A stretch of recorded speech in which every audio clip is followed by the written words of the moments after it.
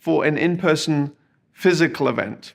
There's not one type of online event that you have to go down. It's often possible to mimic the aspects of a physical in-person event when you're having an online equivalency.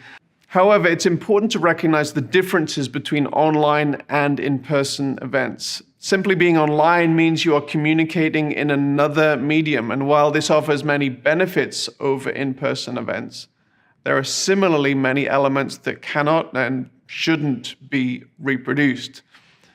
Online communication is better for intense, effective, focused, interactive information sharing, as well as focused networking, one-on-one meetings.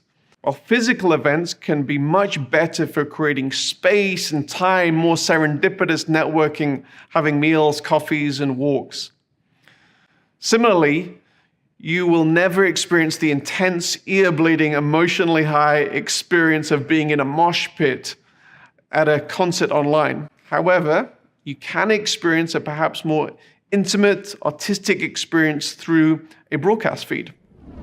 It's also important that you think in a correct manner about your financial budget. It is so possible for you to lose a significant amount of money in organizing a large-scale event.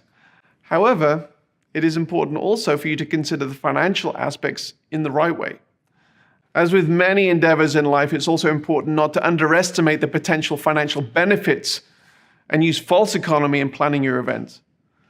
Many of the components of a successful event will involve spending, and this includes your stage lineup, your production budget, or broadcast distribution budget.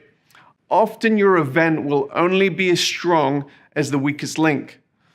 For example, you may decide to go big on funding a high-end speaker or band, and then skimp on the production budget. In most scenarios, this would be a bad decision. And the same is true for online delivery of your event. There are some amazing solutions being offered on the market at the moment, and it's important that you don't skimp on providing an amazing experience for your audience. Now, we have advised many event coordinators who are hosting large events, and often the first component that is considered is the lineup of presenters on stage. Maybe it's famous bands and speakers who will have the ability to gather a crowd. Gifted and charismatic stage personalities are great, and they may form a component of your overall strategy. However, it's imperative that before you invite any presenters, you are clear about your metrics and your narrative.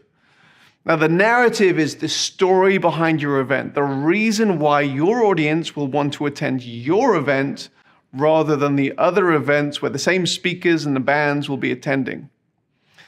Discovering your narrative is typically a process which begins with discovering your why in hosting the event and the why your attendees have for attending. Now, following tried and trusted methods of storytelling and communicating your narrative is helpful for both in-person and for online events. Thinking of your potential attendees as the hero of the story